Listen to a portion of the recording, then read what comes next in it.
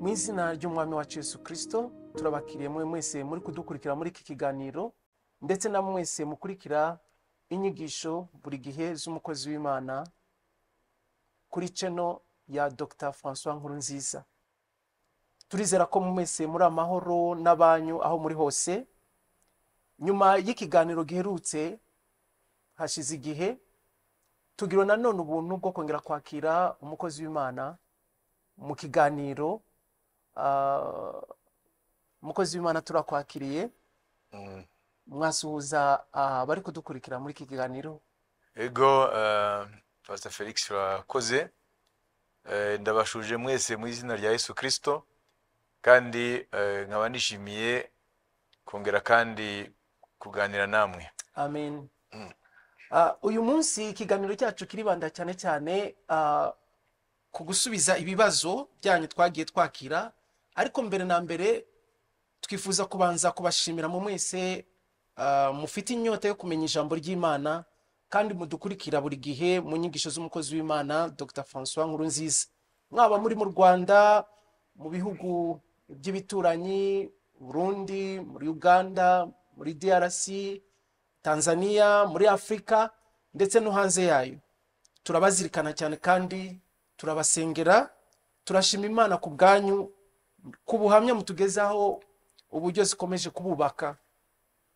Muri abo hari uwitwa Faustin Nizeyimana, Dativa Mukeshimana, hari Notre Sœur Nana de Lubumbashi muri RDC, uwitwa Nyandwi Martin ari Yaoundé, hari uwitwa Nick Mugisha, hari uwitwa Natasha ari muri Leta Zunze za Amerika, hari uwitwa Esther ari muri Swede, nawe Canisius uherereye i Burundi Ngozi, hari umubyeyi wacu umusaza yitwa Kayibanda Jean Bosco ari hano mu Rwanda mu karere ka Kicukiro, Joseph Rupia Runezerwa uhereye Musanze, Ndacyayisenga Vitale na Brigitte na timu yabo bahereye Musanze, hari Emmanuel na bagenzi be nabo ni timu bahereye mu Burasirazuba izaza muri Ngoma. Muri benshi cyane hari uwitwa Sozo, hari uwitwa Rora Umuhire, Octavienne Ndayipfukamiye, hari Magnifique Kwizera, hari Jean-Marie uhereye muri New Zealand ndetse n'abandi benshi. Turizera ko umukozi w'Imana afite icyo yababwira kubera comment zanyu zose zimugeraho. Numva afite icyo kuba yababwira kubijyanye na comment zimugeraho.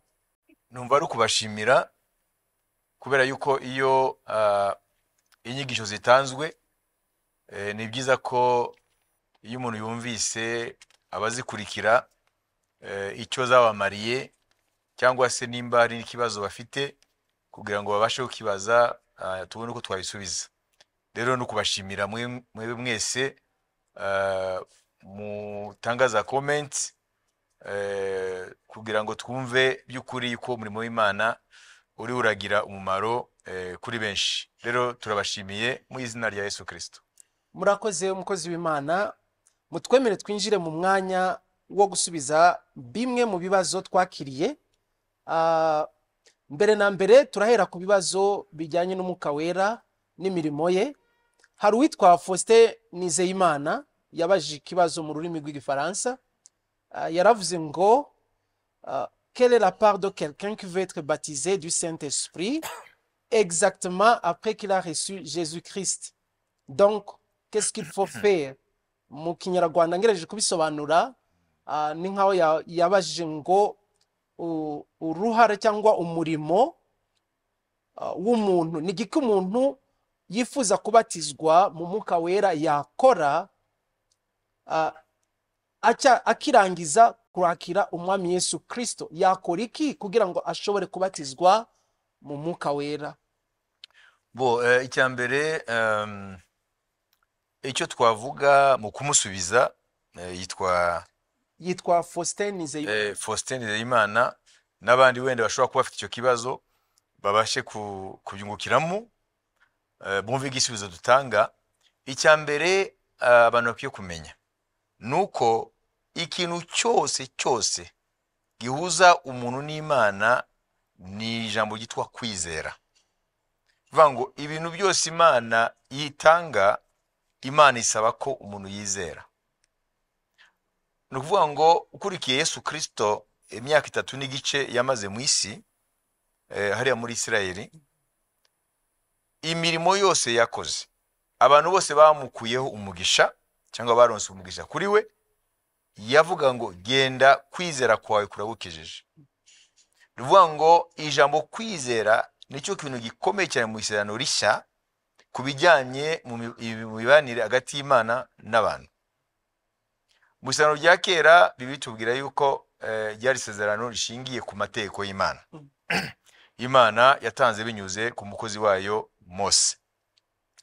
Bibiliya ikavuga ngo amategeko aravuga ngo uzashyira mu bikorwa aya mategeko yose azabeshwaho nayo. Bivuga ngo urufatiro rw'ubusabane bw'umuntu n'Imana mu isezerano rya kera rushingiye kumenya amategeko y'Imana no kuyashyira mu bikorwa yose. Uko Yakobo aravuga ngo n'uwishe rimwe asa n'uwishe yose.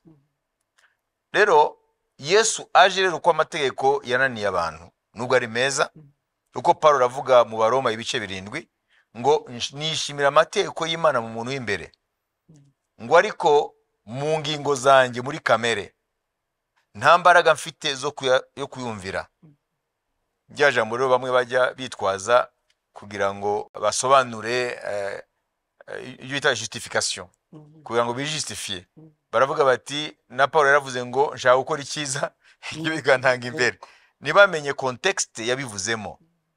Bavuga ngo un texte hors du contexte devient un prétexte. Ukwiye gusoma byose nufate karungu kamwe. Paulo ntabwo arajustifia abivuleseze, ararekana impamvu Yesu Kristo yaje, kuko niryo jambo arangiza ngo mbonye shano yewe nindazankiza umubiri untera urupfu. Ngo Imana ishimwe kubwa Yesu Kristo, uko Imana izaginkiza kubwa Yesu Kristo. Iyo ni Kinyarwanda, ariko mu Gifaransa ngo Imana ishimwe ko inkiza cyangwa itanga agakiza yankijije kubwa Yesu Kristo. Nuvuga ngo Paulo avuga ko amategeko ni meza, ariko kubera kamere ya kimuntu amategeko y'Imana yananiye abantu. Kubera ko iyo Imana ivuze ngo ntukifuze, biri mu mategeko y'Imana, ariko muri kamere y'umuntu turi muri kamere y'irari. Nuko abantu batifuza mu rwego rumwe, ariko ukwifuza kuri muri kamere ya kimuntu.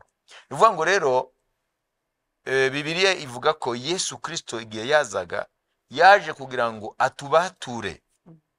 atubature izo ntege nke zatumaga tutabasha kujya kuri standards y'amategeko y'Imana cyangwa kumvira amategeko y'Imana. Niyo mpamvu Yesu yavuze ngo ntabwo naje gukora amategeko n'amagambo y'abahanuzi, ahubwo naje kuyasohoza. Nuvuga ngo muri Yesu Kristo hari imbaraga zitwa imbaraga z'Umwuka Wera Imana iha umuntu wese yizera Yesu, zimubashishe noneho kumvira amategeko y'Imana aho yamunaniye. Na niyo mpamvu iri tubwira mu Galatiya ibice 5:22 ngo imbuto z'umwuka akazivuga urukundo n'ibindi, ngo aba Yesu Kristo munsi yaho rero ngo babambanye kamere n'iruba ryayo cyangwa n'irari ryayo. Hanyuma Paulo akavuga mu Roma ibice 8 ku murongo wa mbere kumanuka, aravuga ngo itegeko ry'umwuka y'ubugingo muri Kristo ryambatuye itegeko ry'urupfu kubwa kamere yacu. Ubwo rero urashaka gusubiza uyu muntu, nta kindi wakora. Icyambere no kumenya amasezerano y'Imana ukayizera. None amasezerano y'Imana aravuga iki kubyerekeye uwizeye Yesu Kristo? Aravuga ngo, Yohana aravuga ngo jewe babatirisha amazi kugira ngo mwihane, ariko uje nyuma yanjye andusha ubushobozi, sinshobora no gufundura imigozi y'inkweto ze, ngo we azabatirisha Umwuka Wera n'umuriro. Amen. Ni ukuvuga ngo rero icyo Yohana avuga, aravuga ngo Yesu Kristo twizera aduha agakiza, ariko agakiza ntabwo gasobanura ikintu kimwe gusa, karimo ibintu byinshi cyane. Na Yesu mbere ko atandukanye n'abigishwa be, ibyakoze n'umwa igice cya mbere, aravuga ngo Yohana yabatije amazi, ngo ariko ngo iminsi mike muzabatizwa mu Mwuka Wera. Ni ukuvuga ngo rero iyo umaze kwizera Yesu ukwiye kumenya ko hari izindi ntambwe. Intambwe ya mbere yo kwizera Yesu aho Imana yakubaraga nk'umunyabyaha Imana ikakubara ko uri umukiranutsi. Iyo ni intambwe ya mbere. Nibyo Yesu yita kuvuka ubwa kabiri. Rero n'abantu bitiranya kuvuka ubwa kabiri no kubatizwa mu mazi menshi nabyo biratandukanye. Hanyuma noneho umaze kwizera Yesu Kristo, Isezerano rirakubwira rero ngo kubatizwa mu mazi menshi ni umubatizo Imana yabwiye abakozi bayo uhereye kuri Yohana ko umuntu wese amaze kwizera ubutumwa bwiza akihana ibyaha bye akwiye kubatizwa mu mazi menshi, nk'ikimenyetso cy'uko umurimo wakorewe imbere muri we, ko akwiye kubigaragaza rero yuko apfuye kubw'icyaha, noneho nimba ariho kubwo gukiranukira Imana. Nicyo umubatizo umaze menshi uvuga ati jyewe wa kera ndapfuye mfanywe na Kristo mbambanywe nawe mu kimbo cy'umunyabyaha, noneho hazutse umuntu mushya. Nuvuga ngo Imana yaremye muri wowe wizera Kristo umuntu mushya. Bateme rero nicyo isobanura bateme par immersion. Bisanzwe bateme nta bateme par aspersion ibaho. Le mot bateme, ijambo bateme bango no kwinika. Rwo kwinika mu mazi. Bateme no kuvuga ngo immerger. Rero bariya babatijwe ku hanga rero iryo jambo ubwajyo bateme iyo concept ntabwo bayubahirije. Nuvuga nta mubatizo uganga n'umubatizo wo kwinikwa mu mazi. Bateme mu bisobanurwe mu Kigiriki no kuvuga ngo kwinika. Hanyuma rero nimba Imana ivuga ngo Yohana abatize mu mazi menshi, hanyuma Yesu we azabatiza mu mwuka no mu muriro, bivuga ngo rero uyu munsi abakozi Imana b'ukuri nibo babatiza mu mazi menshi. Hanyuma umubatizo mu mwuka wera ni Yesu utanga. None awutanga ryari? Awutanga nk'uko wamwizeye akagwa agakiza, niko unamwizera akakubatiza mu mwuka wera no mu muriro. Ahubwo kubanza kumenya ko iyo ntambwe ibaho. Amen, murakoze. Faustin Nizeyimana, ndizera ko wakiriye ubusobanuro, ariko mu gihe waba utanabisobanukiwe kandi waza kongera ukabaza. Ahubwo reka twinjire kandi ku kindi kibazo, ni cya mushiki wacu turuka muri Leta Zunze Ubumwe za Amerika. Yabaje ngo kuvuga mu ndimi z'umwuka wera ngo ni Imana izi umuntu yonyine, ntabwo umuntu yajya imbere ngo abakozi b'Imana bamusengere akazihabwa n'Imana ibakoresheje. Icyambere na mbere tuvuge kubera iki Imana yavuze ko abantu bazavuga mu ndimi nshya. Ntewe tumenye impamvu yabyo. Iyo usomye Mariko ibice 16 were ku murongo wa mbere kugeza ku murongo wa 20, Yesu aravuga ngo mugende mubwire ibyaremwe byose ubutumwa bwiza. Uwizera akabatizwa azakizwa, utizera azakirwa witeka. Ngo dore ibitangaza n'ibimenyetso ngo bizaherekeza abizera. Mu izina ryanjye bazirukana abadayimoni, mu izina ryanjye bazarambika ibiganza ku barwayi bakire, mu izina ryanjye bazavuga mu ndimi nshya. Yesu ubwe arabivuga. Hanyuma rero igihe rero umwuka wera yazaga, turabona ko muri cya cyumba cyo hejuru aho abigishwa ba Yesu 120 bari bateraniye ba Petero na Mariya nyina wa Yesu yarimo, ntabwo tubona barambikwaho ibiganza. Umwuka wera ushatse wabisoma ibyakozwe n'intumwa ibice 2, Actes des Apôtres chapitre 2. Umwuka yaramanutse, noneho bavuga mu ndimi. Ntabwo ari izindi ndimi z'abantu, bavuze mu ndimi zo mu ijuru z'umwuka, ariko abantu bari Yerusalemu umwese abumva mu rurimi rwe. Iyo ni miracle y'Imana. Nkuko i Babeli, ko mbaye ibinyuso mu butambarije, nkuko Babeli ni ukuvuga confusion. Imana yayobanije indimi zabo icyo gihe. Bari bafite ururimi rumwe, hanyuma umwe yavuga iki undi akumva ibindi, kuko bari barenze ku itegeko ry'Imana. Yarabwiye ngo mubyare mwororoke mugwire isi. Ça veut dire c'est l'expansion géographique. Vous devez vous répandre géographiquement. Ariko bavuga ngo twubakire umunara, twubakire izina tugere ku Mana. Iyo ni orgueil y'abana b'abantu. Imana rero yazanye confusion, Babel uvuga confusion. None ntibumvikana mu rurimi.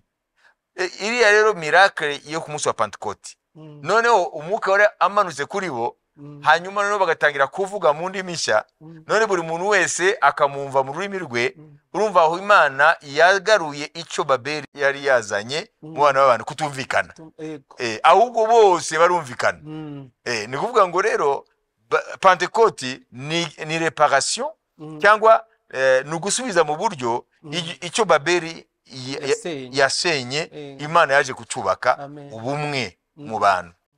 Ibyakozwe ibice bibiri turabona ko bavuze mu ndimi nshya nta muntu yarambitseho ibiganza.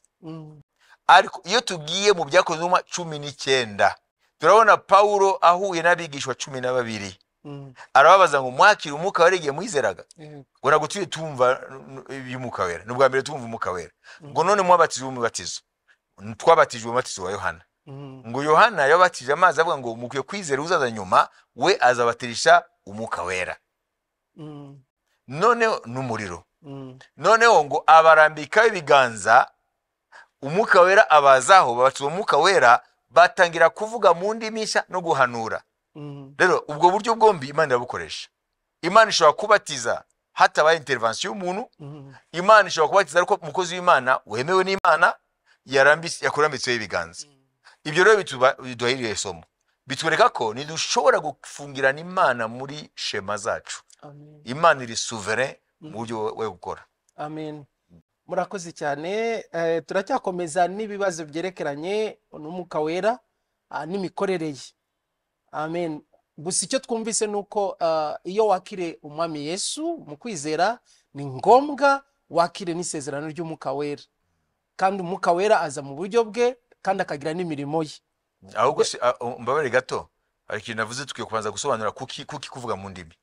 Ego icyo mwakivuze nta mwakisobanura. Paulo arabisobanura mu rwandiko rwa mbere yandikiye Abakorinto ibice 12 aravuga kubyerekeye impano z'umwuka wera were ku murongo wa mbere za 11 ibice 13 avuga kubyerekeye urukundo niko ruhetse impano zose wagira impano zimeze gute udafite urukundo n'ubusa. Ibice 14 agahita asobanura rero ukuntu impano zikwiye gukoreshwa mu itorero ntihaba akavuyo. Hanyuma ahita ngo uvuga mu ndimi nshya ngo ntabwo ababwira abantu ngo kuko ababwira Imana iby'ubwiru.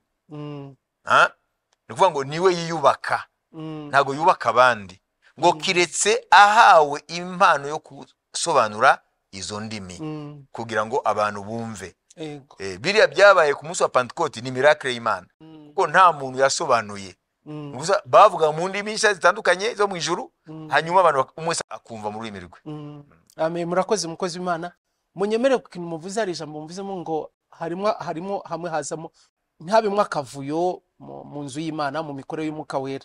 Bigaragara ko muri kino gihe harimo akavuyo kenshi n'ubuyobe bwinshi ku buryo abantu banirengagiza niyo mpano ikomeye y'umwuka wera kubera kudasobanukirwa. Hari abantu bagiye babaza ibibazo cyangwa bakagira comment cyangwa reaction ku mashusho amwe bagiye babona y'imirimo y'Imana yagiye ikoreka manifestation ego. Hari witwa Sozo, hari witwa Rora Umuhire. Rero hari abantu badasobanukiwe cyangwa abantu bafite ibibazo ku mwuka wera n'imirimo ye cyangwa manifestation ze. Sinzi ko ari cyo mwabitubwiraho mu buryo burambuye kugira ngo abantu barusheho gusobanukirwa. Urakoze Pastor Felix Gakumba. Mu bisanzwe nigeze kubivuga, hari isomo natanze birahari muri YouTube Dr. Nkuruza François aho navuze cyane cyane kubyerekeye uburyo umwuka wera akora na manifestation y'imirimo ye. Rero bikazana urujijo. Icyambere mbanze mvuge nti hariho ibintu byinshi bikorwa mu izina ry'umwuka wera bitari byo. Vuga ngo ari abantu bigana bagasunika n'abantu ngo bagwe. Ari ibintu byinshi cyane biri fake. Tukora ijambo rya none biri fake. Rero bituma rero n'iby'ukuri abantu babifata cyo kimwe n'ibyo. Navuga ngo ni ugufata amadolari ya fake noneho ukahita uyajugunya hamwe n'amadolari y'ukuri.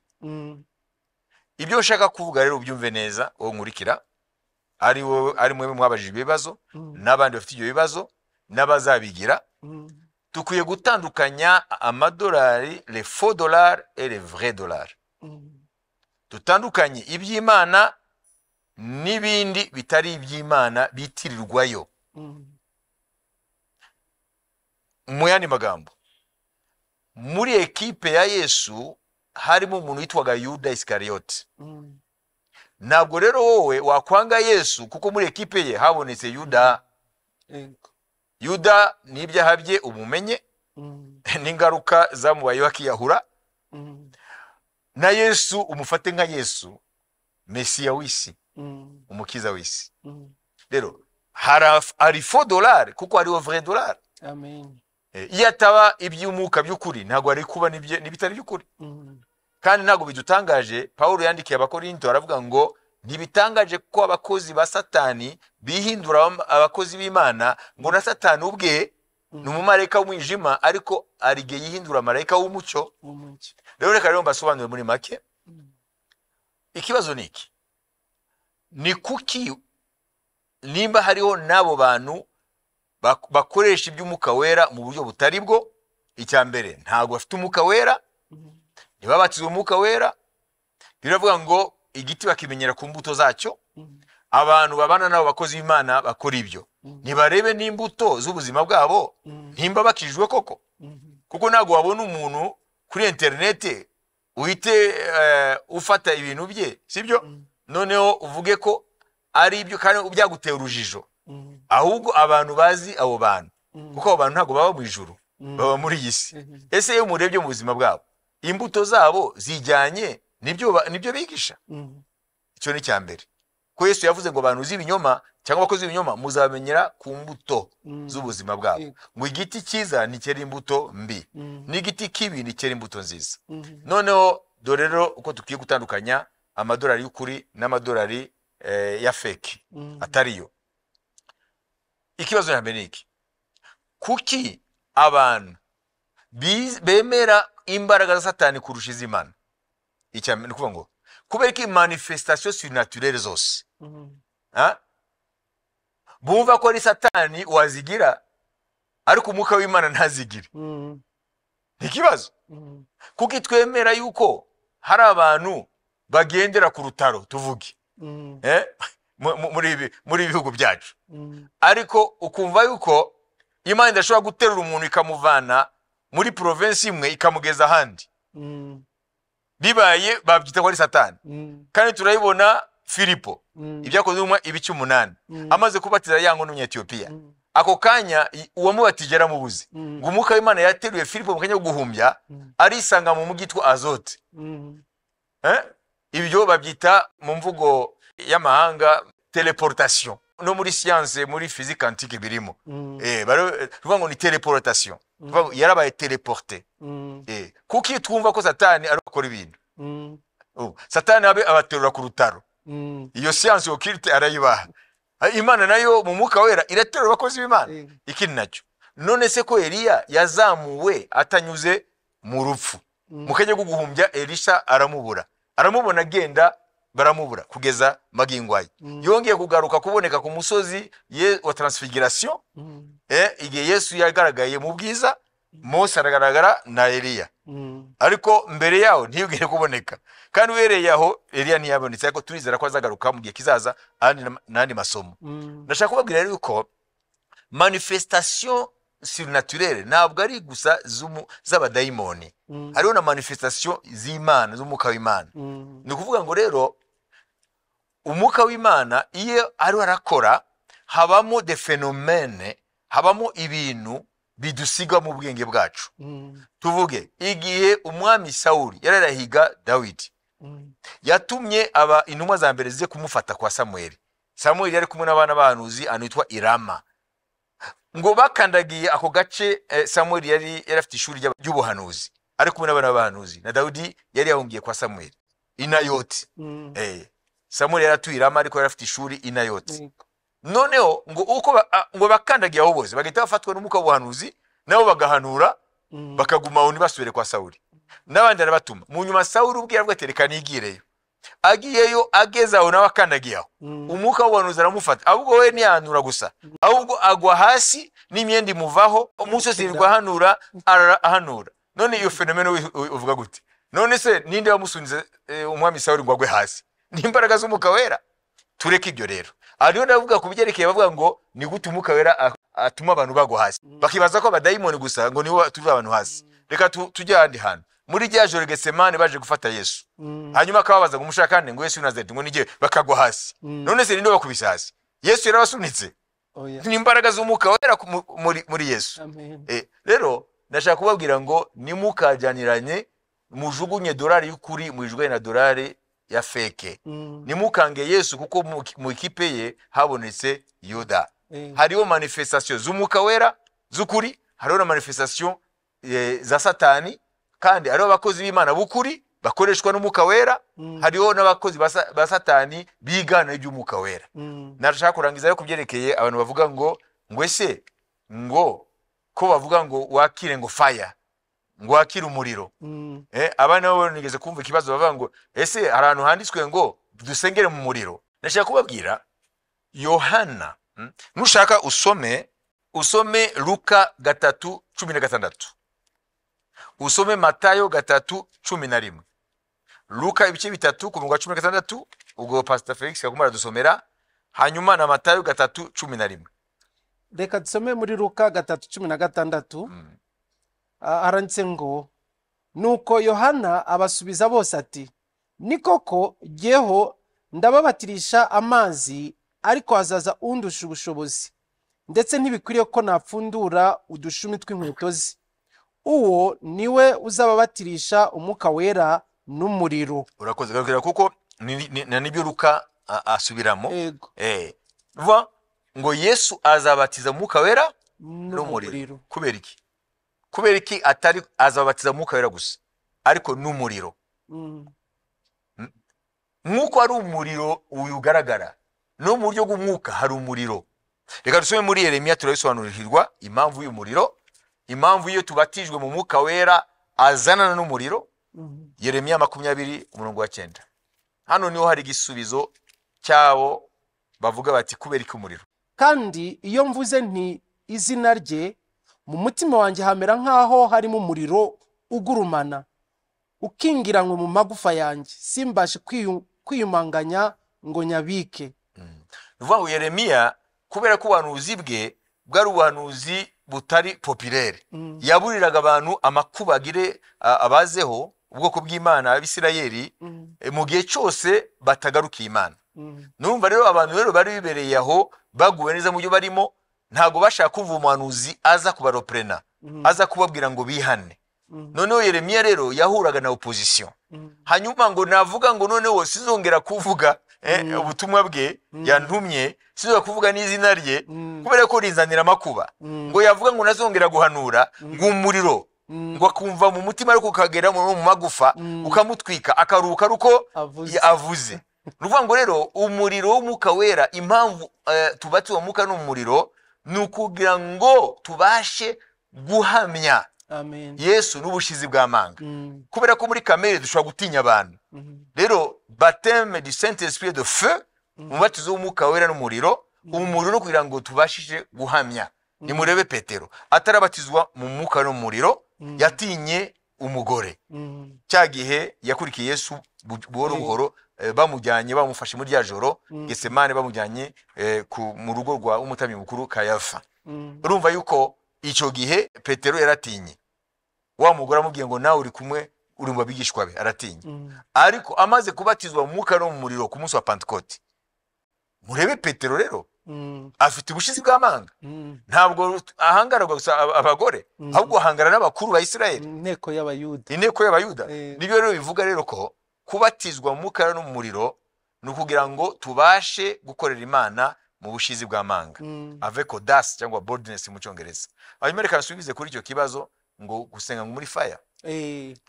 Nuvuga ngo ntaho haro byanditswe. Ntabwo twebwe tuvuga gusengera muri fire kuko ngo arashaka ibyanditswe, ahubwo nukumenya ngo ese urumva ko ukwiye kubatizwa mu mwuka n'umuriro, wumvise impamvu y'umuriro. None avuga ati gusenga ngo muri fire. Nushaka cyanditswe cyari kivuga ngo gusenga muri fire littéralement. Ntabwo ari cyo tuwe twakubwira ngo iyo umaze kubatizwa mu mwuka n'umuriro, ubuhamya bwawe ni umuriro. Amen. amasengesho yawe ni umuriro, kubwiriza kwawe ni umuriro. Amen. Kuko mu Baheburayo igice cya mbere ngo ihindura abakozi bayo ibirimi by'umuriro. Amen. Ndibaza ko wabajije ikibazo urabyumva. Ego murakozi cyane kuri ubusobanuro. Nibaza ko Rora, Sozo n'abandi mubashije gusobanukirwa muri aya magambo turangije kumva, ariko ni byinshi nibaza ko tuzongera umukozi w'Imana agatanga nk'igihe agasobanura cyane ku mirimo y'umwuka wera, kuko muri kino gihe biro biratera urujijo kuri benshi. Turacyakomeza n'ibibazo, tugiye gukurikiza ikibazo cya mwene data yitwa Canisius mu gihugu cy'u Burundi Ingozi. Ibyo byerekeranye n'ubuhanuzi bwa Bibiliya ndetse no kugaruka k'umwami wacu Yesu Kristo. Yanditse mu Gifaransa avuga ngo alors j'ai suivi votre exposé sur la collapsologie de la civilisation occidentale sur votre chaîne YouTube. J'aimerais vous poser une question qui me reste en esprit. Ikibazo cye ni rero ngo narakurikiye inyigisho kuri collapsologie kuri channel ye ya YouTube, ariko hari ikibazo yagize kuri izo nyigisho. Arabaza ngo comment est-ce que vous parlez de collapsologie de la civilisation occidentale alors que aussi vous dites qu'il est mentionné dans Daniel 7 et 12 que l'hégémonie de la quatrième bête sans nom, ashize mu dukubo cyangwa muri parenthèse, Romain abyita ko ari occidental, durera jusqu'à la fin et sera aboli par Jésus seulement. Y aura-t-il un autre règne, soit oriental, ashira muri parenthèse, russe ou chinois, comme quelques-uns aiment le signifier, ou bien c'est pour seulement nous signifier que l'enlèvement de l'Église est proche?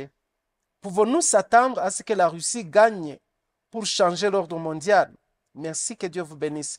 Mu magambo ke mu Kinyarwanda ni nkaho yavuze ngo nakurikiye ibyo mwavuze ku bigerekeranye na collapsologie cyangwa kugwa k'uburengerazuba cyangwa uburayi kuri chaîne yanyu ya Amerika, uburayi yego Amerika. Nifuzaga by'uburengerazuba, nifuzaga kubabaza ikibazo cyanjemo ngo ni gute muvuga ku kugwa k'uburengerazuba cyangwa k'uburayi na Amerika, ubwo birimo biriya bihugu byose, kandi munavuga ko mu gitabo cya Daniel ibice 7 umurongo wa 7 n'uwa 12 ko ubutware bw'inyamaswa ya kane ariyo Roma cyangwa uburengerazuba buzakomeza kugeza ku ngoma ya Yesu n'uzabuvanaho. Hanyuma kongera bavuga ngo hazabaho se ubutware cyangwa isi izagera igihe iyobogwa n'ibihugu byo mu burasirazuba, aravuga Uburusiya, Ubushinwa, nkuko bamwe bariho barabivuga. Ikibazo ndacyumva neza. Akavuga ngo cyangwa mwashatse kuvuga gusa, mwari murashaka kumenyekanisha gusa ko itorero riri bugufi kuzamurwa, ngo twakwitega ko Uburusiya bwahindura imiyoborere y'isi bwafata umwanya wa Amerika yego cyangwa Ubushinwa yego. Nicyo kibazo yabajije muri make. Yitwa Canisius Ingozi. Canisius rero amwe n'abandi bashobora kuba bafite iyo kibazo, nashaka mumve igisubizo dushaka gutanga. No kuvuga ngo ibi turabona none ubuhanuzi buravuga ko kuva ingoma ya Babuloni kuzageza ukugaruka kwa Yesu Kristo kwima ingoma ye muri iyi si y'imyaka 1000 bita millennium de paix de Jésus Christ, Bibiliya ngo hazaba ubwami bune buzasimburana uhereye ku bwami bwa Babuloni. Kubera iki Babuloni kandi harabaye izindi empire, izindi empire mbere ya Babuloni, par exemple l'empire d'Assyrie, même l'Égypte igeze gukomera, etc. ubwami bwa Ashuri. No kubera ko Imana yahereye mu gihe Yerusalemu n'ingoro y'Imana bizagwa munsi y'igitugu cy'amahanga. Nuvuga ngo rero ubwami bwa mbere bwatsinze Yerusalemu bugasenya ingoro y'Imana Yerusalemu, Imana ihoraho. Mm. Ni ubwami bwa Babuloni ariyo Iraki ya kino gihe ku ngoma y'uwitwaga Nebukadinezari Mm. mu kinyejana cya karindwi mbere ya Yesu Kristo, cya karindwi cya gatandatu mbere ya Yesu Kristo. Imana yeraho rero noneho muri Luka Yesu abyita ibihe by'abanyamahanga, le temps des nations. Mm. Zihera aho Babuloni yatsinze i Buyuda igafata Yerusalemu igasenya n'ingoro Mm. yubatswe na Salomo, ariyo ngoro ya mbere. Kuko mbere hari ubuturo gusa, noko tabernacle, ntabwo ubuturo bugendanwa. Mm. Ingoro ya mbere yubatswe i Yerusalemu ku musozi Moriya, cyangwa mu gace ka Moriya, ko Moriya ni region igizwe n'imisozi itandukanye. Mm. Ariko kuno kuvuga ngo umusozi Moriya. Uhereye aho rero ubuhanuzi buravuga ko Babuloni izasimburwa n'ubwami bwa kabiri bw'Abamede n'Abaperesi. Na niko byagenze. Ubwami bw'Abamede n'Abaperesi, kirekire bavuga Ubuperesi ko Abamede cyari gihe gito, Abaperesi, ubwami bw'Abamede n'Abaperesi buzasimburwa n'ubwami bw'Abagiriki. Bwarasimbuwe n'ubwami bw'Abagiriki uhere kuri Alexandre le Grand, w'Umunyamakedoniya, ari we yafashe isi mu kinyejana cya kane mbere ya Yesu, akanesha ubwami bw'Ubuperesi. Ubwami bwa kane ngo ntabwo buzaba busa n'ubundi, nibwo bwami bw'Abaroma. Basimbuye ubwami bw'Abagiriki, kandi bwose ni ubwami bw'Irengerazuba. None ubuhanuzi bwa Daniyeli bukavuga ko ubwo bwami, ko ndiho ndavuga bwa Daniyeli ubwo yavuze, ubwo bwami bwa kane bukazasimburwa n'ubwami bwa gatanu, bwo ntabwo ari ubwami bw'abana b'abantu, ni ubwami bw'Imana muri iyi si, ariyo ngoma ya Yesu Kristo.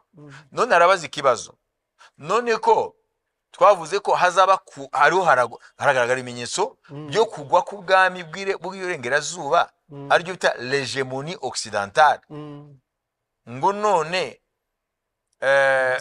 buzasimburwa n'ubwami bw'iburasirazuba, tuvuge Abashinwa cyangwa Abarusiya, ko Uburusiya mu bisanzwe barahombi. Nicyo gihugu cya mbere ku isi kigari, Uburusiya, igice kimwe kibarwa mu Burayi, ikindi gice kibarwa iburasirazuba. None igisubizo ni iki muri Datakanezi yose? Ibimenyetso turabona ubu byuko imbaraga z'iburengerazuba za Occident, Western countries, Uburayi na za Amerika, buriho buragenda imbaraga zigenda zigabanuka, buriho buragenda bugwa. Cyambere ni ukwerekana ko ubwami bwa gatanu ari ubwami bwa Yesu buri hafi. Amen. Cyo cyambere. Kuburira isi yuko ubwami bw'Imana muri iyi si buri hafi. Icya kabiri ni ukuburira itorero rya Kristo yuko rikwiye kuba maso, kwitegura, gukanguka, kubera y'ukwezwa, kubera yuko izamuka ry'itorero rizaba mu kanya ko guhumbya biri hafi kuba, kubera yuko ubwami bwa Kristo nimba bugaragara ko buri hafi kuza muri iyi si, kandi buzabanzirizwa no kuzamuka kw'itorero. Hagati y'izamuka ry'itorero no kuza kwa Yesu Kristo mu buryo bugaragarira isi yose hazanyuramo imyaka 7, aribyo mu mvugo y'ubuhanuzi bita ibihe 7. None uyu munsi rero turabona ikimenyetso gikomeye, ubwami bw'Irengerazuba ariyo hégémonie occidentale, ikaba iyobowe na Amerika, ko nyuma y'intambara ya kabiri y'isi Uburayi bwatakaje hégémonie busimburwa na Amerika. Amerika ubu niwo mutwe w'ibihugu by'Iburengerazuba, na nibwo wateka isi kugeza uno munsi. Uyu munsi rero cyakubabwiye ikintu kimwe. Icyambere, hari ibihugu byo birazamuka bikaba biro birarivaliza bihangana n'ibihugu by'Irengerazuba, Amerika n'Uburayi. Nibyo bihugu yitwa ibihugu bitanu bya BRICS: Brazil, Uburusiya, Ubushinwa, Inde, Ubushinwa na Afrika y'Epfo. Ibyo bihugu bitanu rero bitwa BRICS, mukwiye kumenya, sinigeze mbivuga ariko ni ibintu yabaye muri iyi minsi. Ni ukuvuga ngo mu mwaka wa 2020 hashize imyaka ingahe? 3. Nawe ntirarangira. Ibyo bita GDP turaza kubisobanura, cyangwa PIB mu Gifaransa. GDP bivuga nuko Gross Domestic Product, PIB, Produit Intérieur Brut. Mu Kinyarwanda umusaruro mbumbe w'igihugu. Yego. None umusaruro nyine ubarwa nyine umwaka wose no bakawudiviza ku mubare wa population ihari. Nuvuga ngo mu mwaka wa 2020 nibwo bwa mbere umusaruro bumbe wa biriya bihugu by'uburengerazuba wanganye n'umusaruro bumbe w'ibihugu bya BRICS. Bya bihugu twavuze bitanu. Aribyo bihanganye n'ibihugu by'uburengerazuba. Ubu muri uyu mwaka 2023 turi mu kwezi kwa gatandatu. Umusaruro bumbe w'ibihugu by'uburengerazuba Amerika n'Uburayi byaraguye, noneho ubu bifite 30%. Hanyuma umusaruro bumbe wa biriya bihugu bya BRICS warazamutse bafite 33%. Ubu rero mu by'ubukungu ntabwo ibihugu by'uburengerazuba Amerika n'Uburayi ari byo biri ku isonga. Ibyo rero ni precision mukwiye kumenya. Kandi ngo nibirarangira birakomeza kugwa. Hanyuma biriya bihugu bya BRICS bikomeze bizamuke. Kandi na niko biragenda bigaragara no mu mbaraga za gisirikare. Ntabwo ari ubukungu gusa, ni imbaraga za gisirikare. Ikindi navuga, uyu mwana turavugana ibihugu bisaga 16 biro birasaba kwinjira muri yashirahamwe rya BRICS. Ku isonga hariho Egypt. Bago ibihugu 16 biro birasaba kwinjira muri riya shirahamwe rya bihugu byitwa BRICS. Umva Uburayi na Amerika bizahagarara. Ariko ntabwo ndasubiza cya kibazo. Aribwo ibyo bizasimba. Uburusiya bukomera, Ubushinwa bukomera, Ubuhindi bukomera, Brazil ikomera, n'ibyo bihugu bindi birinjira, ntabwo bizasimbura ibihugu by'Uburayi na Amerika. Ahubwo ikintu byerekana Uburayi na Amerika ntabwo bizemera gusimburwa mwanya wa mbere, ahubwo n'ibimenyetso bitwereka yuko intambara yitwa Armageddon iri ku rugi. Ntabwo Ubushinwa n'Uburusiya n'ibindi bihugu biri kumwe nabo n'Ubuhinde na Brazil na Afrika y'Epfo n'ibyo bihugu 17 bishaka kwinjiramo harimo nayo Egypt twavuze, ntabwo bizageraho bifata umwanya Amerika yari ifite. Ahubwo mu mwanya muto uri imbere haraza kuba intambara hagati y'uburengerazuba buzarwana n'ibihugu by'uburasirazuba bikazarwanira mu gihugu cyo muri Israeli, ari intambara yitwa Armageddon. Ariko iyo ntambara rero ikazasomozwa mbere na mbere n'Uburusiya. Uburusiya buzatera Israeli mu gihe kiri imbere, ariyo yitwa Gog mu gihugu cya Magog. Ezekiel 38:39 iyo ntambara iravugwaho. Hanyuma rero iyo ntambara nitangira, biriya bihugu byose bimaze guhagarara mu mbaraga bizahita bijya muri iyo mirwano. Hanyuma biravuga ngo hari ibihugu Imana igenda ivuga amazina yabo, ikavuga Iran izaba ari kumwe n'Uburusiya, iriya Syria izaba ari kumwe n'Uburusiya. Imana ivuze Ethiopia ibivuga ibihugu bya Afrika birabure bizaba biri nyuma y'ibihugu biriya bihugu by'Uburusiya. Hanyuma Imana ikavuga abami b'iburasirazuba, no kuvuga ngo ibihugu by'Ubushinwa n'ibindi bihugu biri muri kiriya gice cy'iburasirazuba nabyo bizahaguruka. Imana ikavuga ko Ubushinwa buzagurukana ingabo zingana na 200,000 z'abasirikare n'ibikoresho kabuhariwe bya rutura. Izaba ari intambara ya nyuma y'isi. Yesu Kristo niwe azayihagarika agarukanye n'aberabe, uvuga n'itorero n'abandi bera mu bihe byose, kugira ngo aze kwima ingoma ye muri isi. Turabisoma muri Zakariya ibice 14. Rero mwene data Kaniziyusi, nashaka kuvuga ibityo turareba hano ntabwo bivuga ngo ubuhanuzi bwa Daniel buzaba bwaburijwemo. Oya, ubwami bwa gatanu buzasimbura ubwami bwa kane ya nyamaso ya kane nkuko bivugwa muri Daniel 7 ni ubwami bwa Yesu Kristo. Na nibyo dusoma muri Daniel 2 mu buryo bw'ishushanyo Imana yeretse umwami Nebukadnezar uko ingoma eshanu zizakurikirana ya gatanu kabare y'Imana. Ibi turabona hano ni ibintu bikwiye gukangura umuntu wese akamenya yuko ntabwo Amerika n'Uburayi bizagwa ku rwego bizasimburwa n'imbaraga z'iburasirazuba, aribyo bita mu Gifaransa Global South. ntabwo ari burasirazuba, global south ni ibihugu byose uretse ibihugu by'Iburengerazuba. Rero ntabwo bizagera kuri urwo rwego, ahubwo harahita haba intambara, bitume rero umwami Yesu agarukana n'abera bose kwima ingoma ye ya gatanu, ariyo izasimbura ingoma ya kane ishushanywa na nyanyama y'amaso ya kane. Amen. Murakoze cyane umukozi w'Imana. Ndizera ko muri murasobanukirwa Canisius ahuri, nibaza ko ibisobanuro butanzwe bwakunyuze, ariko kuri icyo kibazo turongeraho n'iki ngiki kuko birajya hamwe. Nuwabajije ngo ese itorero rya Kristo rizanyura muri ibi bihe byo mu byahishuwe ibice 13 umurongo wa 15 kugeza ku wa 17? Aya makuru yizamuka ku itorero abantu bari kwigisha bitandukanye. Yarakomeje avuga ngo ejo bundi hari uwigishije iwacu ndumirwa, noneho iyo bigeze ku rusengero rwa gatatu bavuga ko ari rwo Kristo azirukanamo.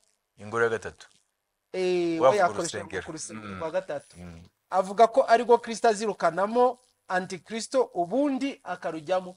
Iki kibazo mwakivugaho igice kimwe nagishubije muri biriya, no kuvuga ngo ibyahishe Yohana ibice 13 ni inkuru za antikristo n'umuhanuzi w'ibinyoma. No kuvuga ngo antikristo ari wazategeka biriya bihugu by'Iburengerazuba, noneho agakoresha imbaraga zabyo. Ntabwo antikristo azaseruka nubwo yaba ariho none, ntabwo azaseruka itorero rikiri mu isi. Tubisoma mu rwandiko rwa kabiri Paulo yandikiye Abatesalonike ibice 2, iyo usomye ku murongo wa mbere ukamanuka za 12, ni inkuru zuriya yitwa umwana wo kurimbuka ari antikristo, ngo azinjira ngo mu ngoro y'Imana, azinjira ahera mu ngoro y'Imana yerekana ngo ni Imana. Bivuga ngo rero iriya ngoro ya gatatu abayuda biteguye kubaka, ntabwo iyo ngoro izaba ari ingoro Imana izemera, kubera ko iyo ngoro bazayubaka bafatanije na antikristo abashigikiye, kuko ikwiye kubakwa kuri wa musozi w'ingoro iyo bita Esplanade de Mosquée, ko ari imisigiti ibiri kuri iyo ngoro. Abasilamu bayita Esplanade de Mosquée, hanyuma abayuda bo bayita Le Mont du Temple cyangwa umusozi w'ingoro.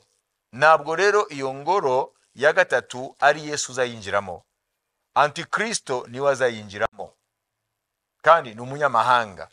Nuvuga ngo ntabwo ari ingoro, izaba ari ingoro ihumanye, kandi iyo ngoro izasenyuka kuko igihe Yesu Kristo azaza hazaba umutingito munini cyane.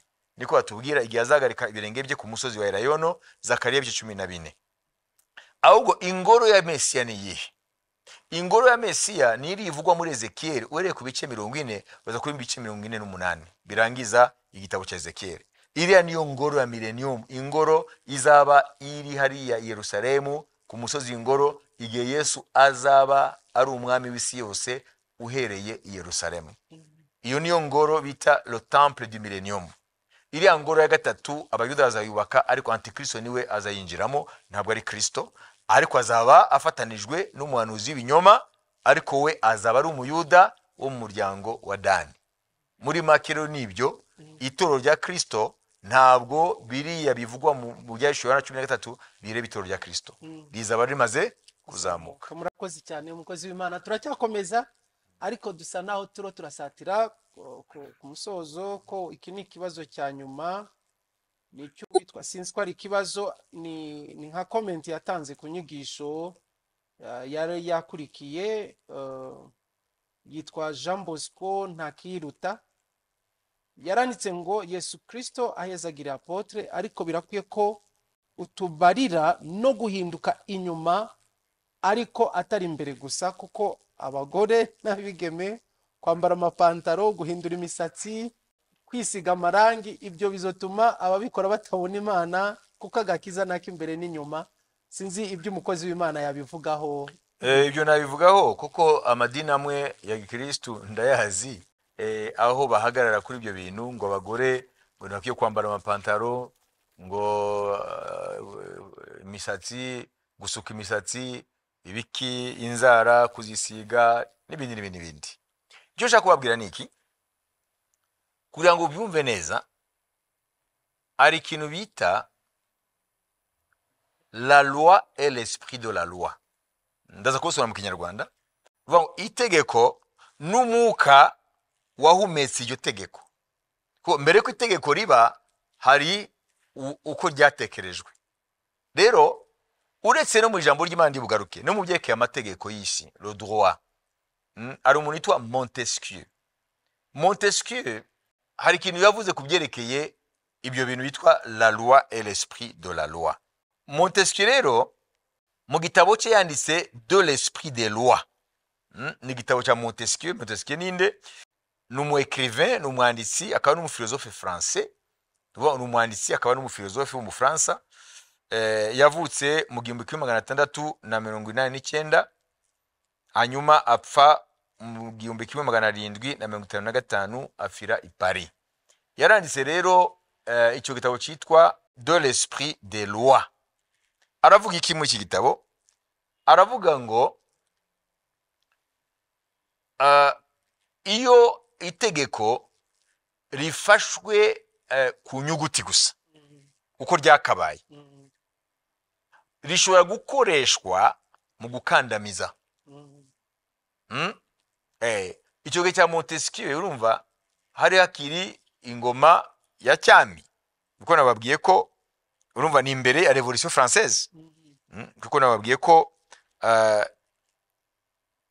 yapfuye 1755. Revolution Française yabaye mu 1789. Ni ukuvuga ngo rero muri icyo gihe rero cya Montesquieu, itegeko rero iyo barifashe mu nyuguti rikoreshwa n'abafite ububasha. Naravuga ati rero hamwe n'itegeko ry'inyuguti akwiye kubamo hariho ubwo rubuga rwo kureba nuhe mwuka wensipiye watumye iryo tegeko rishyirwaho. Ibyo rero dushobora no kubireba rero mu ijambo ry'Imana. Mu ijambo ry'Imana hari amategeko yazanywe na Mose, Imana yahaye Mose. Dufate rimwe kuko rirasobanura neza ibyo yavuze. Dusomere Gutegeka kwa 2:22-5. Gutegeka kwa 2, Deuteronome ibice 22:5. Iri ni ryo ayo madini amwe ahora yitwaza kubyerekeye imyambarire. 22:5.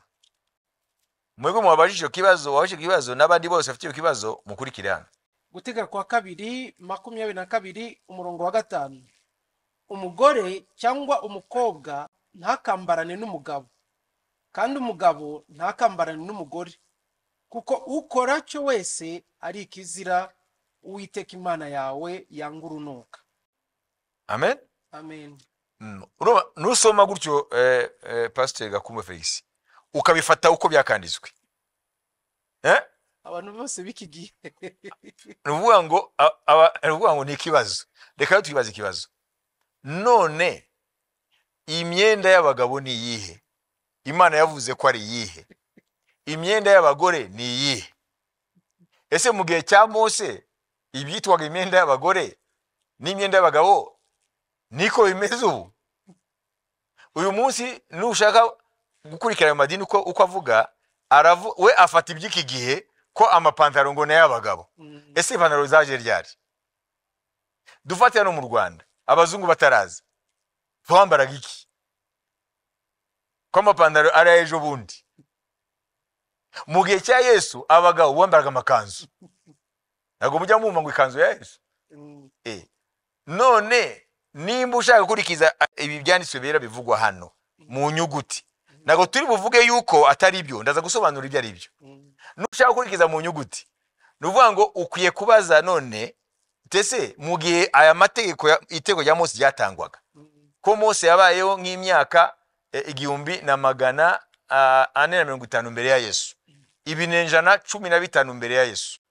Ese abagabo bambaraga gute, abagore bambaraga gute? None wowe hagati yawe wewe wa none na Mose atanga ayo mategeko hanyuzemo imyaka 3,350. Société zirevuriwa, les mœurs évoluent. Nuvuga ngo imibereho y'abantu igenda ihindagurika hamwe n'ibihe. None wowe nuvuga ngo tukurikize inyuguti, twega abagabo tukwiye gusubira ku makanzu, kuko amapantaro ntabwo yari ahari muri icyo gihe. None rero nshaka kubwira niki rero, ntago ndagera ku byo kwisiga ibikintu byose n'imisatsi. Hano rero tuhita twisunga rero ibyo Montesquieu yavuze. Aravuga ngo hamwe n'inyuguti ari byo byanditswe, tukwiye kureba umwuka wabisunitse kugira ngo byandikwe. Nibyo bita mu Gifaransa travestissement. Travestissement, reka mbasobanurire icyo ivuga. Travestissement iravuga ngo action ou manière de travestir ou fait de se travestir. Nuvuga iki? Ngo transformer, altérer la nature de quelque chose, déformation. Nicyo bivuga. Nukuvuga ngo rero travestissement nukuvuga ngo numwuka uburi tufate mu rwego rw'abantu, quelqu'un qui se travestit, oui, qui se travestit. Donc se travestir nuvuga ngo numwuka uri mu muntu umutera gutangira kubaho nk'umuntu w'ikindi gitsina. Nuvuga ngo twabonye hano, nuvuga ngo altérer la nature quelque chose. Nuvuga ngo jewe akamero kanjye ndi umugabo, ariko muri jewe hakaba umwuka wanga kuba umugabo. Nkumva yuko jewe nagubwa neza mu mubiri nibereye umugore. Aho niho rero havuka rero cya cyaha no munsi cy'abari aba LGBT cyaciye ibintu ku isi, ubutinganyi. Nuvuga ngo Imana, kuko ari Imana izi byose, yifashishije aya magambo y'ibyerekeye ibigaragara ku maso, kuko Abisirayeli bagendeshaga amaso, twe tugendesha kwizera. Nuvuga ngo inyuguti hano yafatiye ku bintu bigaragara, ko mu gihe cya Mose hari kuna abagore bambaraga n'abagabo bambaraga. Amategeko hari icyo yavugaga ku myambarire y'abagore n'imyambarire y'abagabo, ariko umwuka rero uri inyuma ari wo kuri kw'ibihe byose. Nuko Imana yashaka gukumira icyaha cyuko umuntu Imana yaremye ari umugabo azafatwa na dayimoni yo gushaka kwihindura umugore, cyangwa umugore akihindura umugabo. Aribyo byabyaye ibyaha bya homosexualité, ibyaha by'abalesbienne, ibyaha byanuze bya lege, ibyaha by'ubutinganyi. Uno munsi byose bikuwe muri LGBT, lesbienne, sibyo, transgenre, homosexuel, etc. Nuvuga ngo biriya byose rero isi yanganye nabyo uyu munsi, n'amareta hanganye nabyo, birimo abatinganyi, birimo ibyo byose, nibiyerekana ko Imana yakoresheje iri tegeko, kuko mu gihe cya Mose yari inyuguti, ariko mu Isezerano rishya turi mu mwuka. Nago tukigendera mu nyuguti, tugendera mu mwuka w'itegeko. Nago turi mu mwuka w'itegeko, kuko Yesu yavuze ngo sinaje gukora amategeko, kuko amategeko ya Mose cyangwa amagambo y'abahanuzi, naje kuyasohoza. Nuvuga ngo mu Isezerano rishya dufata umwuka wahumetse, umwuka usobanura iryo tegeko. Nkuko Montesquieu yavuze ku cyike amategeko y'isi, avuga ko ni inyuguti ntabwo ariho tukwiye gutsimbararaho, tukwiye kureba umwuka wasunitse ayo mategeko kwandikwa. Uyu munsi nashaka kubabwira abantu benshi rero bari mu buyobe. Ibyanditswe byera, Bibiliya ikeneye ubundi bufasha kugira ngo uyisobanukirwe, aribyo bita exegèse na hermeneutique. Abantu benshi rero bitwa abakozi Imana bamwe ntibigeze bagira ayo mahirwe yo kwiga exegèse no kwiga hermeneutique. Iyo bitabaye ari kintu bita fausse hermeneutique.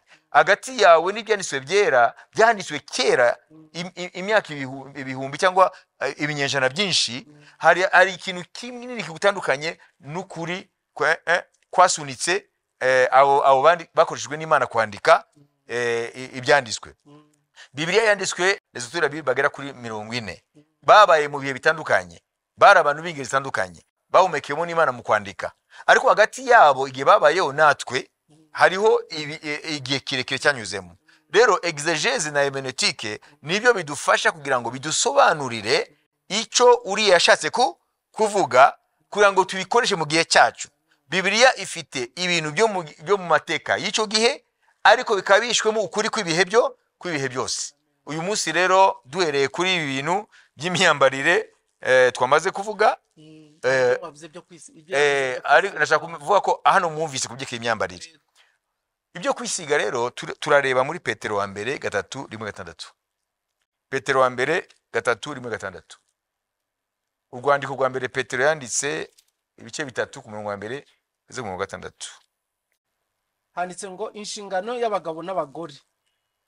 Namwe bagore nuko mugandukira abagabo banyu kugira ngo nubwo abagabo bamwe batumvira ijambo ry'Imana bareshwe n'ingeso nziza z'abagore babo, nubwo babara ari nta jambo bavuze, babonye ingeso zanyu zitunganye zifatanije no kubaha.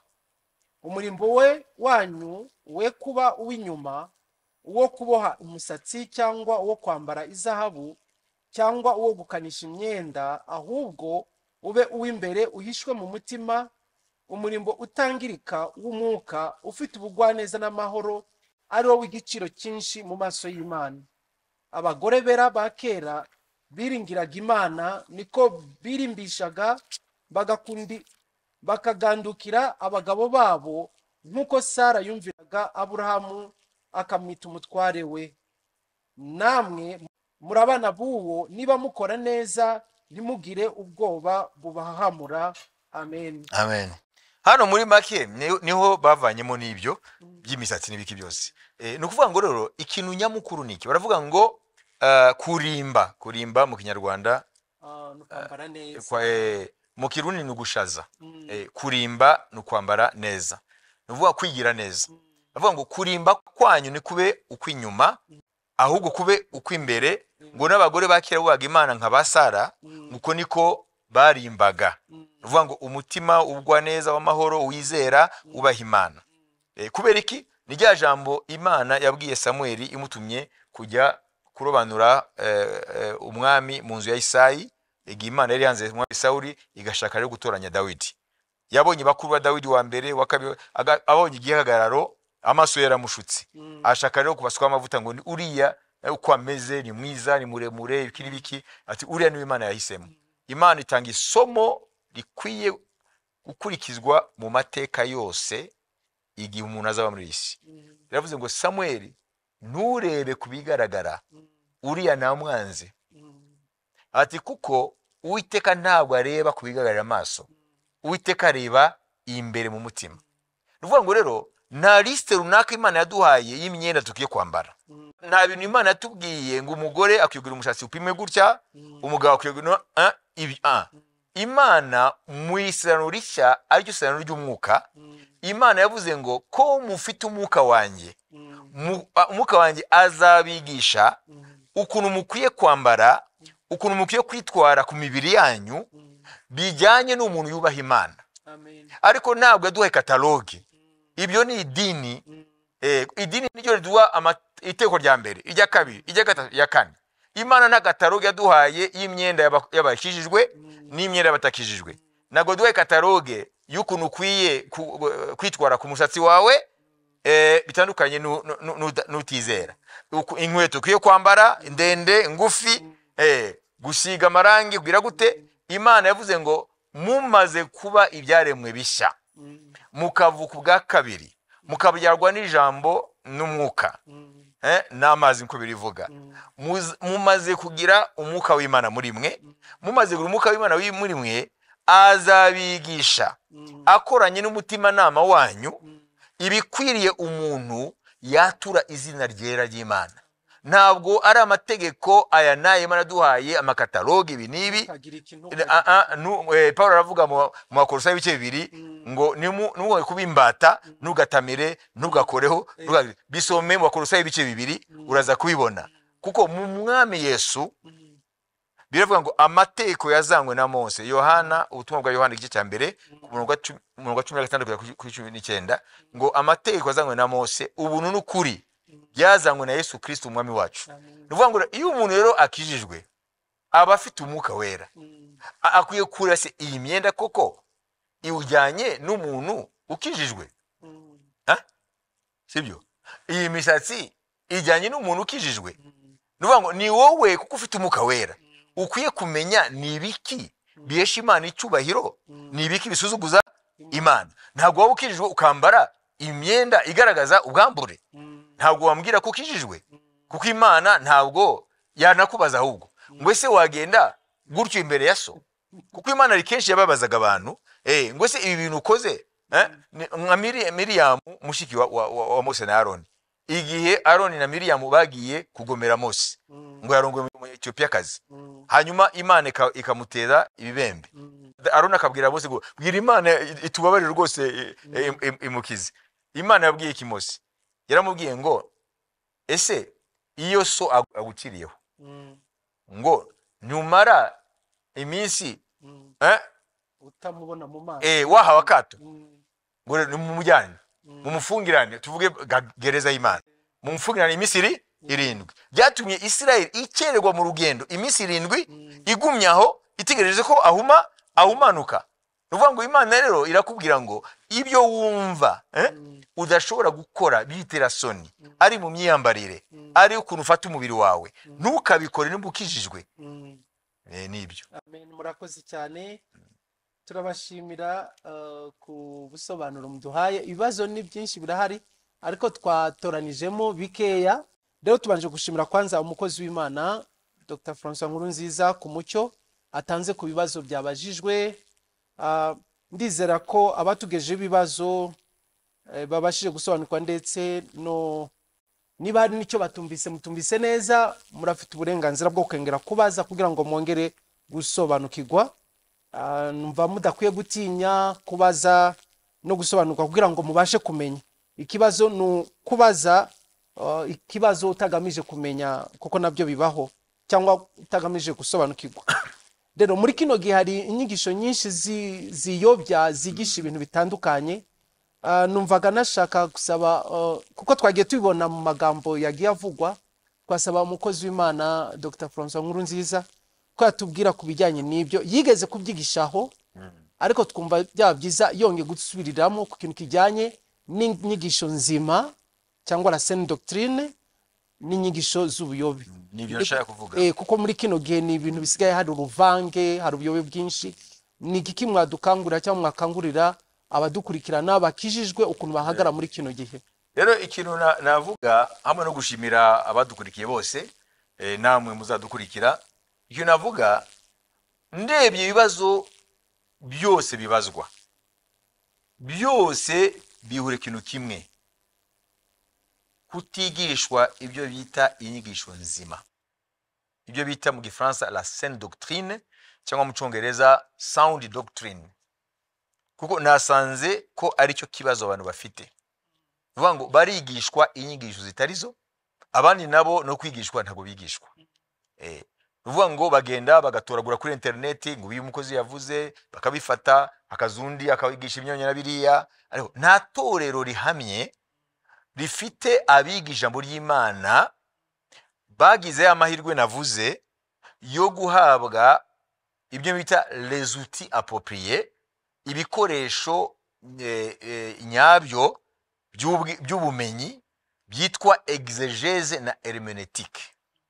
Ruvuga ngo abantu benshi bashinga amatorero barahagurutse gusa, arakijijwe, afashe Bibiliya ngo ni ukwisoma muri Matayo, agiye ni intyoza mu kuvuga, il est éloquent, noneho imbaga y'abantu ikamukurikira ngo ni itorero. Ariko inyigisho nzima nizitangwa na wari wese. Kubera iki? Ndiyo ndasoza. Kubera iyo usomye urwandiko Paulo yandikiye Abefeso, mbere na mbabwire, urwandiko rwandikiwe Abefeso ni epitre universelle. Ruvuga ngo n'urwandiko rutareba itorero rimwe nkuko ari inzandiko zandikiwe itorero iri, n'urwandiko rufata umubiri wa Kristo. Ruvuga ngo abakristo mu bihe byose. Rwandiko rero rwandikiwe Abefeso, ibice 4 ku murongo wa 11, 12, cyangwa umanuke ku 16. Nsomera gusa umurongo umwe wase nyuma 20, 11, 12 kugira ngo mvuge ibyo ukeneye kumenya kugira ngo ntuzongere gukurikira abakuyobya. Abefeso ibice 4, 11, 12. Reka dusobe mu izina rya Yesu.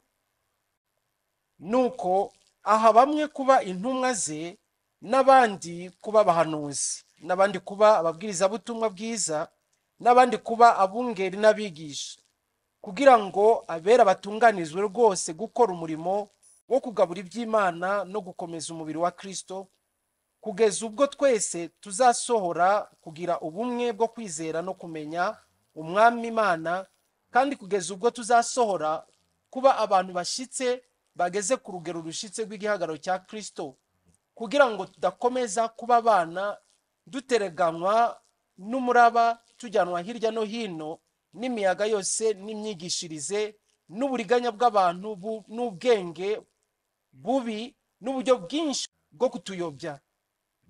Amen. bijyanye n'iyo navuga. Ego. Ni ukuvuga ngo bariya abantu batanu babyita le ministère don. Mu cyongereza bayita fivefold ministry.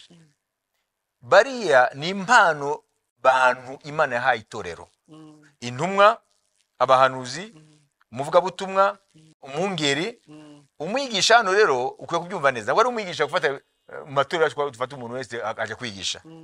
Mu Gifaransa bita docteur. Uvuga ngo ni umuntu afite ubumenyi nk'umuhamagaro mu byerekeye kuba impuguke mu ijambo ry'Imana.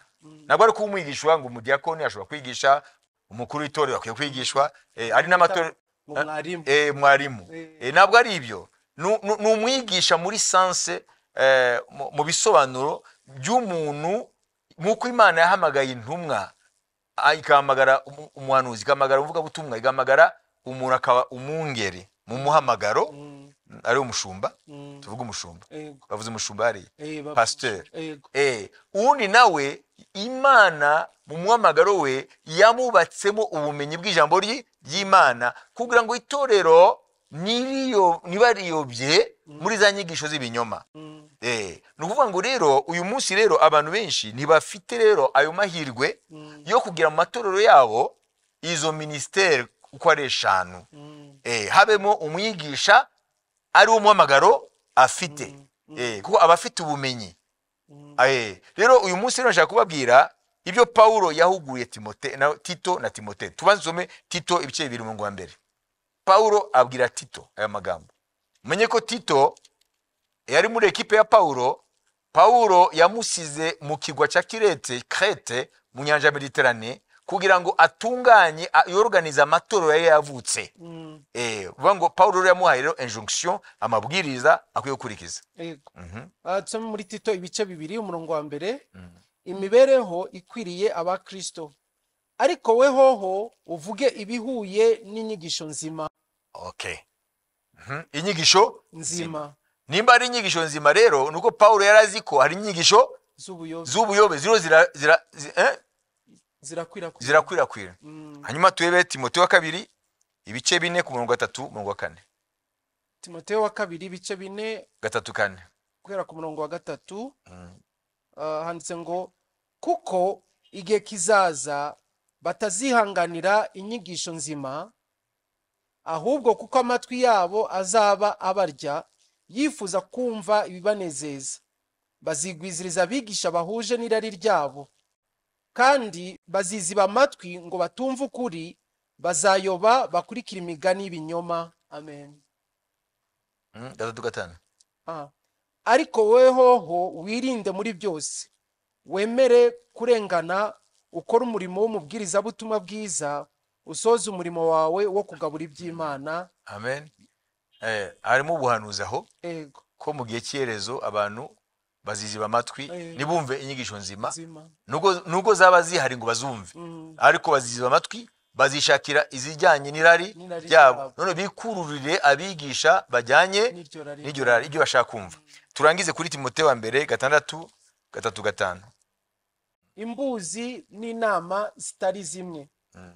Nihagira uwigisha ukundi ntiyemere amagambo mazima y'Umwami wacu Yesu Kristo n'ibyigisho bihura no kubaha Imana, aba yikakarije kwihimbariza ari ntacyo azi, ahubwo ashishikazwa no kubaza ibibazo, akagira n'intambara z'amagambo zivamo ishyari n'intonganya n'ibitutsi no gukeka ibibi n'impaka z'abantu bononekaye ubwenge, bakamyemo ukuri, bibwira yuko kubaha Imana ari inzira yo kubona indamu. Amen. Uvuga ngo rero abo bayobya abantu rero muri iki gihe, haba ku mbuga nkoranyambaga kuri internet, ku ma réseaux sociaux cyangwa mu matorero atandukanye, kuba amatorero yose suvuga ko Imana yemera, kuba hari za ministeri zishingwa bagamije indamu, ari bavuza indamu, hari abantu bashaka amarongo, bashaka indamu mu bantu. Rero kubera yuko iby'Imana ari ibintu bitashizwemo rigueur, aho abantu bababwira iby'umwuka mu mwuka nago habona, nakubwira ngo Imana mubwiye ibi, wowe ntabwo wari uhari ngo wumve ko utamubwiye, nakuvuga ngo ndabona ibi, ntabwo wowe wambwira ngo yese ko ntabibona. Nuvuga ngo rero umurimo w'Imana abantu bitwa Bibiri bita basharlatan, inzererezi ziteka imitwe, zishaka indamu, noneho zigashinga za ministeri, zigashinga amatorero, zigashinga ibyumba by'amasengesho, bakigira abahanuzi kugira ngo birongere indamu mu bantu. None rero wowe rero unyumva ukwiye kumenya iki kintu. Bibiliya yavuze inshuro nyinshi sainte doctrine, inyigisho nzima, sound doctrine. Ukwiye rero kumenya hari inyigisho z'ibinyoma n'inyigisho nzima. Inyigisho nzima rero uzazikura he? Nakubwiye ngo akwiye kuba ari umukozi w'Imana ufite ubuhamya, kandi akaba afite inyigisho zihamanya na Bibiliya yose uko yakabaye, atarakantu kamwe afata hanyuma akaba agagazeho. Uyu munsi ni ibintu byeze, abantu bagera kuri internet bakavanamo inyigisho runaka batanasobanukiwe, nabo bakaza kugigisha bakitwa abakozi b'Imana. Rero uyu munsi nashaka kubwira ngo turi mu bihe bikomeye cyane, mu bihe byose habaye inyigisho ziyobya, habaye inyigisho z'ibinyoma, ariko muri iki gihe cyerezo byo birakabije. Mu buryo rero ukuri kugenda kubura mu mbuga nyinshi. Ibinyoma nibyo n'ubundi birebye umwijima, bivuga ngo nisi y'umwijima kabije kuba mwinshi muri iki gihe mu byaha no mu nyigisho, bigatuma rero abantu benshi rero birabagora, kuko abavuga butumwa cyangwa bigisha 100 bagwa kuri 90 bibinyoma, 10 akaba ari gusa abakozi b'Imana bukuri. Urumva rero ko ibinyoma nibyo byiganje. None uyu munsi kugira ngo uve muri esprit de confusion, uve mu gucanganya ikirongo bavuga, ukwiye kumenya ese izo nyigisho uriya muntu ararigisha. Ese namenya gute ko arizo? Icyambere ukwiye kuba mu itorero rifite za ministeri navuze, cyangwa zifite bamwe muri bariya bantu batanu bavugwa mu Efeso 4:11 12, kuko bashinze kugira ngo bubake itorero mukuri, abera bubake mukuri bakora umurimo w'Imana. Ukiye kumenya itorero ryawe ryashinzwe nande, ni bande bariyobora, ese bafite ubumenyi muri Bibiliya. Niba bayobora gusa mu bintu by'ubujiji ngo barerekwa ngo ni Imana yambwiye, ukiye mubanze umenye ubuhamya bwabo. Na niyo mpamvu rero mbabwira ni umwuka wera, ndio ndakora summary ibyo navuze. Umwuka wera afite manifestation yo guhamiriza ijambo ry'Imana. Mukwiye gutandukanya rero manifestation satani na manifestation z'Imana, bituruka ku bakozi b'Imana abaribo. Nkuko Yesu yavuze ngo igiti kibi ni cyera imbuto nziza, igiti cyiza ni cyera imbuto mbi. Ruvuga ngo rero kuva muri 1983 kugeza 2003 uyu mwanya ndio ndavuga, mushobora kubara imyaka inyuzemo, ariko kugeza uno munsi ndacyari umunyeshuri wa Bibiliya, umwuka aracyanyigisha. Ruvuga ngo ndigisha abandi kandi ndakiga. Kubabwira rero ko mukwiye kumenya ni kubihe birenge muriho murigiraho, kuko nujya kwigira ko we wese azakuyobya, kuko nagushobora kugeza umuntu aho utaragera. Yesu yaravuze ngo impumyi nishobora kuyobora indi mpumyi, bombi bazagwa mu mwobo. None uyu mwanya nashaka kurangiza mbabwira ngo ese wowe uri kubihe birenge? Paulo aravuga ngo atanga CV, CV, aravuga ngo nigiye ku birenge by'umwigisha uzwi muri Israeli yose yitwa Gamaliel, docteur de la loi. Yari umuntu azwi ko ari impuguke, Imana yamuhe ubumenyi mu kumenya amategeko y'Imana. Ngo nize ku birenge bye. Hanyuma iby'umwuka yabigihe, yabyigiye ku birenge bya Yesu Kristo ubwe. Kuko ngo amaze kumuyereka, kumwishura mu nzira y'I Damasiko, yaravuye Yerusalemu agiye gutoteza abakristo hariya muri Syria mu mugwa mukuru Damas cyangwa Damasiko mu Kinyarwanda. Yahuye na Yesu Kristo, murabizi, biravugwa mu byakozwe n'intumwa, usomye ku 9 ubasha kubibona n'ahandi 26 ibice 26 n'ibice 9 aravuga ukuntu yahuri na Yesu Kristo, ukuntu yahinduze kuba umukristo kandi yatotezaga abakristo, yatotezaga itoro rya Kristo. Aravuga ngo mu Bagalatiya igice cya mbere rero aravuga ngo umwami amaze kunyereka ngo nahise njya Arabiya, mara imyaka 3 muri Arabiya. Hariya ntavuga ibyo yakoraga, ariko niho yavanye guhishukirwa ibyo yanditse byose. Nuvuga ngo Paulo rero afite amateka y'umufarisayo, umuntu w'initi mu mategeko, avuga naho yabyigiye ku birenge bya Gamaliyeli, hanyuma avuga ari by'umwuka nk'umukristo rero, nk'intumwa yaje kuba intumwa nyuma, avugaho aho yabyigiye ku birenge bya Kristo. Nuvuga ngo Paulo rero kugira ngo abe le géant tuzi igihangange mu bwami bw'Imana, nuko yize ku amategeko ku birenge by'igihangange Gamaliyeli, yize iby'umwuka ku birenge by'igihangange cy'ibihangange ari umwami wacu Yesu Kristo. None nangiza ngubaza, wowe ururigira ku birenge byande? Icyo kibazo nibaza ko muzagisubiza abadukurikirana babaza ibibazo. Niba hari ikibazo ufite no kuri icyo kibazo abajije, muzabaze, azabaha ubusobanuro kandi bwiyongeraho kugira ngo bwimbitse murusheho gusobanukirwa ibijyanye n'ijambo ry'Imana. Rero tugeze ku musozo w'ikiganiro cyacu, reka tumushimira kandi by'umwihariko dufatanye nawe muri muradukurikira.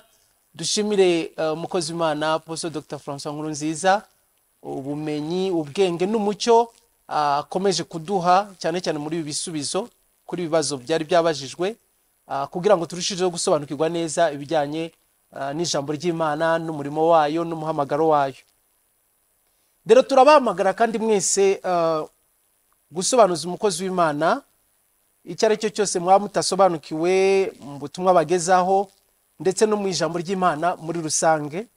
Ibibazo byanyu tubasha kubikurikirana cyangwa kubyakira hano hakurikira muri comment zanyu muduha kuri YouTube, turazireba hanyuma tukabasha kuzimugezaho kugira ashobore kuba yazana umucyo ku bibazo mwabajije, ndetse no ku murongo wa WhatsApp nkuko muri bubone kuri screen.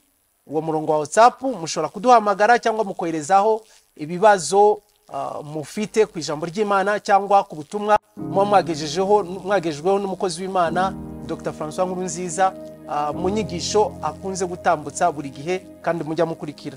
Rero turabashimiye cyane umwanya mwaduhaye mu gutega amatwi iki kiganiro. Turashimira kandi umukozi w'Imana Dr. François Nkurunziza. Rero Imana ibane namwe, ibahe ibihe byiza aho muherereye hose. Shalom, nawe ubutaha. Mukomeze gukurira mu buntu bw'umwami wacu Yesu Kristo. Amen. Amen. Murakoze. Kandi turabakunda.